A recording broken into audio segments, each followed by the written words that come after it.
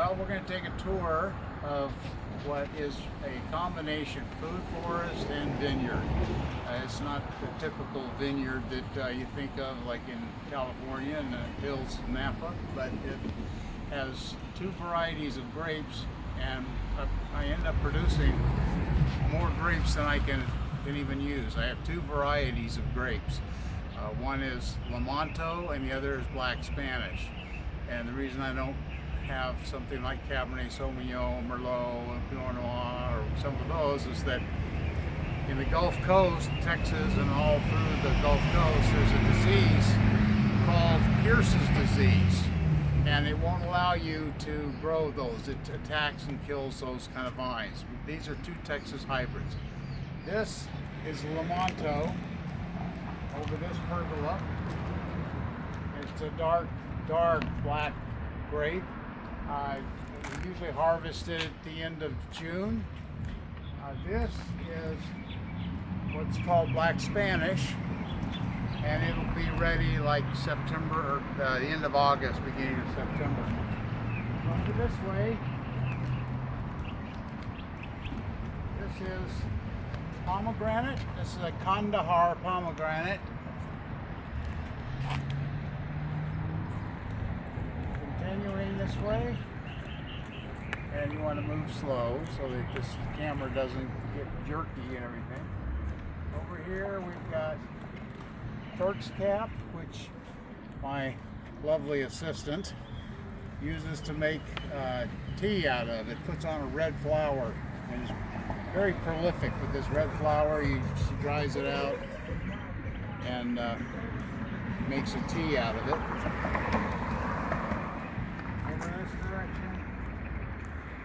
Okay, I'm starting over here. I've got a new vine starting here. This is another Black Spanish at the foot of this trellis. Back on the fence is Lamanto.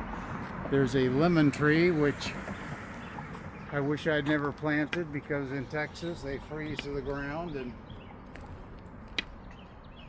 okay, this is a banana, which has not been all that productive, but it is really good for chop and drop, which is basically you chop the leaves up and drop them and they compost down. I don't have any lawn, any grass. Everything I grow is either edible or produces something edible, other than the weeds, and I'm getting a pretty good crop of those this year.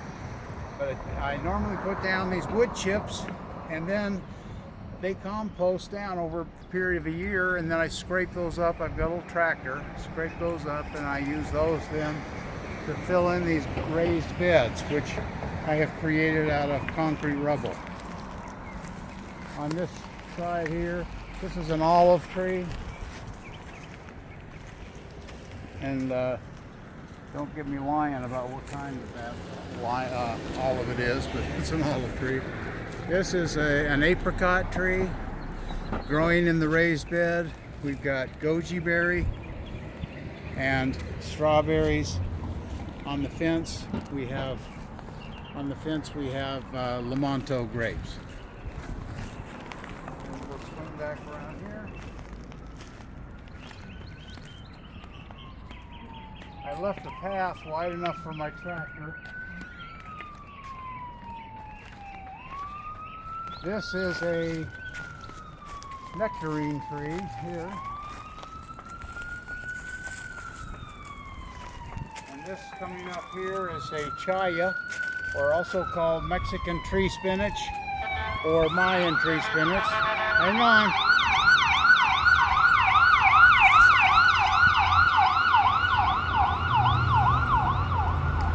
Well, let's hope that nobody is having a fire to deal with. Here we've got a fig tree, which is full of potential, full of figs that hopefully will survive to maturity. I do have a few onions in here. This mulberry tree, this raised bed is, again, I fill it up every year I top it off with the composted wood chips. The mulberry tree we have harvested this year, and I'm going to make wine from that. I've got this new trellis that my neighbor just had the house torn down, a new house built. She had this old crepe myrtle, and I harvested all the logs or wood or poles or what have you off that crepe myrtle and used it to construct this trellis. And there's a great black Spanish here that will cover that. Hopefully come across. This is a blackberry. Come across and meet somewhere in the middle here with this other black Spanish that's coming off of this pergola. More my crepe myrtle handiwork here for going into the raised beds. Coming this way, we've got elderberry over there along the fence, and there you can see a big white flower on top of that one.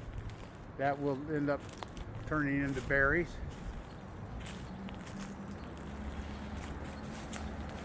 Then we have a persimmon, and this is a Fuji persimmon, which is the kind that's kind of mushy, which my lovely assistant likes. Another fig tree. Yeah.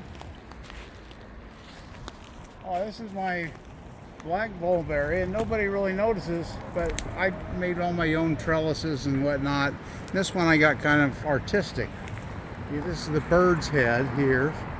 You can see that bird's head, and then it just is meant to flow. And of course, with blackberry on it, you can't really see it that well. Elephant. But and then this is Vietnamese elephant ear, and the stalks are edible. They're similar to asparagus. And you can use them in soups and whatnot. And we have some basil and some rosemary. This is cassava or yucca, not to be confused with yucca. Yucca is what they make tapioca out of, and I was introduced to it in Venezuela years ago, where I discovered it. It was cooked kind of like French fries, but it just puts French fries to shame. Okay, going down the old path here on the left, this is a Santa Rosa plum. We have another fig tree. You might surmise that we like figs. This is the backside of the Lamonto, over that pergola. And there's some more of the Vietnamese elephant ear. And this is a plum. I'm losing what kind of plum it is.